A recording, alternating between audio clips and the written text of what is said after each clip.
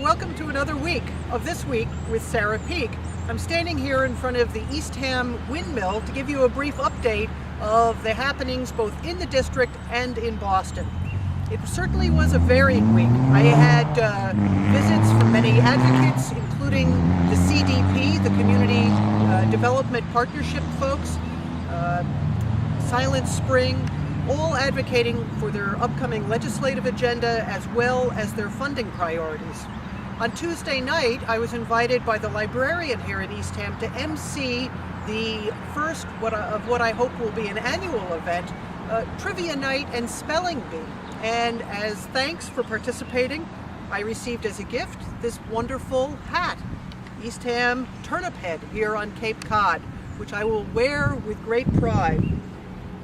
So all of that was great fun, but we took up some very serious business as well, including ethics reform. We enacted a sweeping ethics reform bill on Thursday. You know, without meaningful ethics reform, we can craft a budget, we can enact all kinds of bills, we can work to get our economy growing again. But without the trust of you, the voters, all that, to a certain degree, is for naught.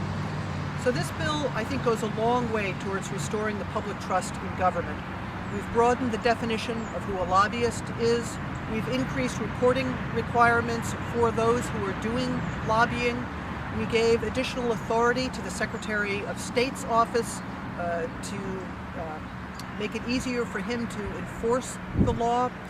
And in addition, for us, there's mandatory ethics training. There's mandatory ethics training for all local officials as well as state officials. And all of us as elected officials and candidates will be required to increase the frequency with which we file our campaign finance reports. So you will be able to go online, see exactly who is donating to our campaigns and in what amount. And all of that is critically important.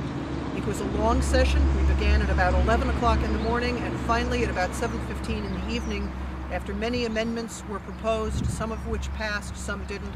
We finished up, as I said, about 7:15 on Thursday evening. On Friday, I attended the Governor's annual conference on travel and tourism and saw many of my friends from Cape Cod here. The Cape Cod Chamber of Commerce was represented, the Harwich Chamber, the Provincetown Chamber, as well as many other tourist organizations. Cape Air had a presence there, and saw the rollout of the new advertising campaign that Mass Office of Travel and Tourism is doing. If you're curious about what these ads look like, go to massvacation.com and you can click on the link there and see the ads. If you have an organization that has an upcoming event, there's a way to click on the calendar and put your event right there on the calendar on the massvacation.com website. On Thursday, I joined Chairman John Keenan, the Senate Chair of the Joint Committee on Tourism, Arts and Cultural Development, Sonia Chang Diaz, in the South End at the Center for Latina Arts, because Mass Cultural Council was making the announcement Thursday about who the grant recipients are in this latest round of the Adams Grant, and Wellfleet Harbor Actors Theater was one of those recipients. So here I am in Wellfleet in front of what? Or Wellfleet Harbor Actors Theater. The work that MCC does through the Adams Grant program is really great. As I stated in my remarks to the group gathered on Thursday, what I have personally witnessed is the ability through this funding for a diverse group of interests to come together in a community and really knit together a program and get the creative economy rolling. And certainly with the richness of our arts and culture, cultural institutions here on the Lower Cape, this is critically important, and what is doing great work here in Wellfleet.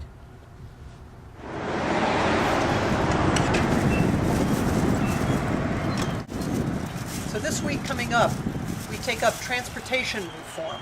This past week, the Senate enacted a sweeping transportation reform bill that consolidated agencies, cut overhead, and reduce spending. I hope that the House bill is similar to that, because as far as I'm concerned, reform before revenue is essential, and a 19-cent gas tax is a non-starter. See you next week on YouTube.